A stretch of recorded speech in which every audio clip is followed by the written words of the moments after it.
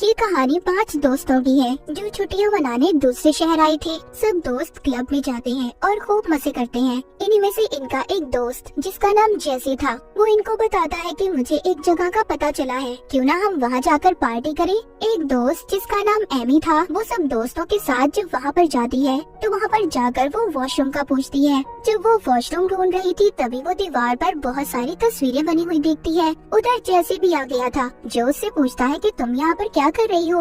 वो भी जब वो तस्वीरें देखता है तो कहता है हो सकता है ये उन लोगों की होगी जो पहले यहाँ पर रहते हो। एमी भी उसकी बात मान लेती है और फिर दोनों यहाँ से चले जाते हैं। वहाँ पार्टी में एक लड़की आती है जिसके जिस्म पर टैटू बना हुआ था। वो एमी से पूछती है क्या आप लोग अमेरिका से आए हैं। एमी कहती है हाँ, हम यहाँ पर बस कुछ छुट्टियाँ गुजारने आए हैं। तभी वो उसके एक दोस्त के पास जाती है और उसे अपने साथ डांस करने का कहती है। साथ ही ये भी बताती है कि मेरा पार्लर है जहाँ पर मैं टैटू बनाने का काम करती हूँ। ये सुनकर एमी का दोस्त कहता है हाँ, मैं भी टैटू बनवाना चाहता हूँ। एमी भी उसके साथ जाने का कहती है। ये दोनों जब उस लड़की के साथ पार्लर आते हैं जहाँ पर बहुत सारे टैटू की तस्वीरें लगी हुई थी, दोनों ये देखकर बहुत खुश होते हैं। एमी पूछती है ये टैटू किस पर बनाए गए हैं। वो लड़की कहती है ये ह्यूमन स्किन, इंसानी जिल्द पर बनाए गए हैं। ये बात तो सुनकर एमी और उसका दोस्त हैरान हो गए थे। वो सोचते हैं शायद ये मजाक कर रही है। जिसके बाद वो लड़की कहती है तुम लोग यहाँ पर बैठो, मैं अपने मालिक को बुला कर लाती हूँ जो टैटू बनाते हैं। जब वो नीचे जाती है तो कुछ देर के बाद उसका मालिक उधर आता है जो एक टैटू आर्टिस्ट था और यहाँ का मालिक भी। वो आकर पूछता है तुम दोनों में से किसको टैटू बनवाना है। एमी कहती है मुझे बनवाना है। अब वो आर्टिस्ट उसके दोस्त को कहता है कि जाओ तुम मेरी असिस्टेंट के साथ नीचे जाओ, ये तुम्हारा ख्याल रखेगी और जब तक मैं एमी को टैटू बना दूंगा। यहाँ पर वो आर्टिस्ट एमी से पूछता है कि तुम किस तरह का टैटू बनवाना चाहती हो। वो कहती है ऐसा जिसे देखकर मैं अपने बीते हुए पल याद कर सकूं। आर्टिस्ट ये सुनकर कहता है कि बहुत दिन बाद कोई ऐसी लड़की आई है जो ऐसा टैटू बनवाना चाहती है, बाकी तो सब नकल करते हैं। उनके लिए ये टैटू बनवाना सिर्फ एक फैशन है और कुछ नहीं। टैटू तो असल में वही है जिसको देखकर कुछ याद आए।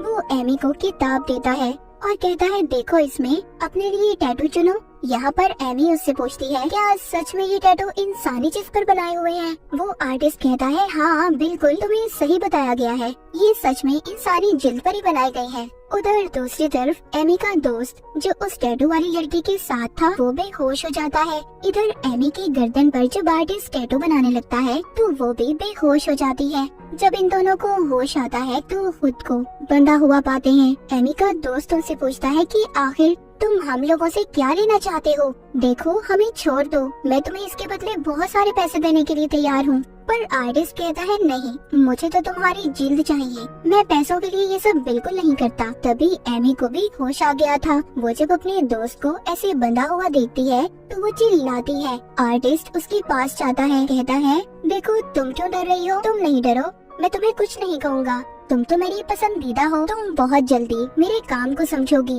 और मेरा साथ भी दोगी। ये कहकर वो एमी के दोस्त के पास जाता है। पहले तो उसके बाजू का टैटू उसकी जिल्द के साथ अलग कर लेता है, फिर उसके पेट की जिल्द को।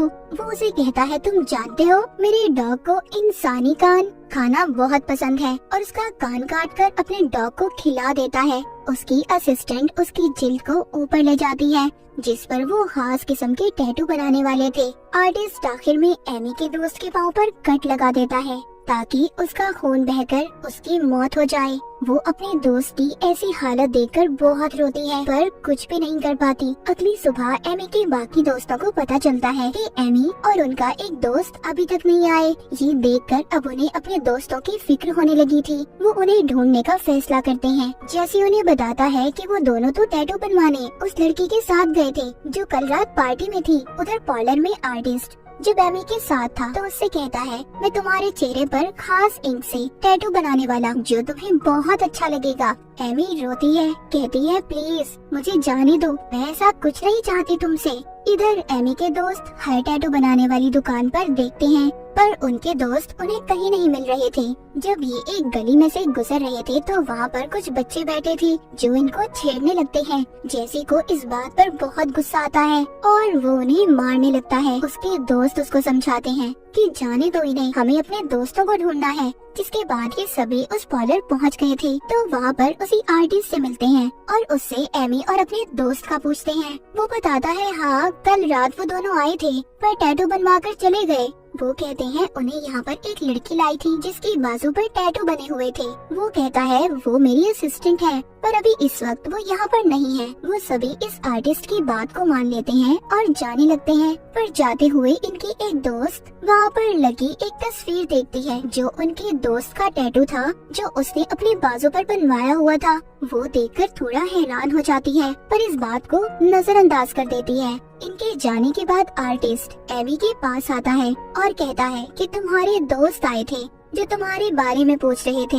एमी कहती है तुम मुझे छोड़ क्यों नहीं देते, आखिर मुझसे क्या चाहते हो। वो कहता है मैं बहुत जल्दी तुम्हें छोड़ दूंगा और फिर तुम खुद इधर रुक कर मेरे साथ काम करोगी। वो एमी से उसका चेहरा देखने का कहता है। जब एमी अपने चेहरे को शीशे में देखती है तो बहुत रोती है। उसने उसके चेहरे पर टैटू बना दिया था। उधर चारों दोस्त ये फैसला करते हैं कि वो पुलिस में अपने दोस्तों के लापता होने की रिपोर्ट लिखवाएंगे। पर जेसी कहता है नहीं, पुलिस हमारी रिपोर्ट नहीं लिखेगी क्योंकि अभी उन्हें लापता हुए 24 घंटे भी नहीं हुए।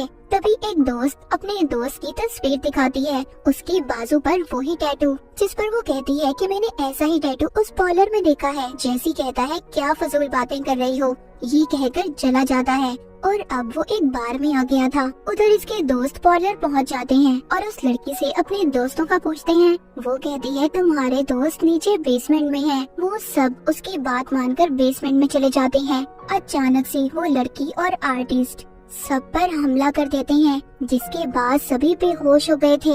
उनको जब होश आता है तो वो सब बंधे हुए थे। एमी की दोस्त बहुत चिल्लाती है पर वो उसकी जिल्द उतार कर उसका गला काट देते हैं। एमी भी बहुत ज्यादा रो रही थी जिसके बाद हमें दिखाया जाता है कि वो आर्टिस्ट एक आदमी के पास गया था और उसको इंसानी जिल्द पर बनी हुई तस्वीरें देता है जिसके बदले वो उसे ढेर सारे पैसे देता है। यहाँ पर हमें पता चलता है कि वो एक बड़ी फैमिली के लिए काम किया करता था जो उससे इंसानी जिल्द पर अपनी तस्वीरें बनवाते थे और उन्हें फ्रेम करके अपने घर में लगाया करते थे।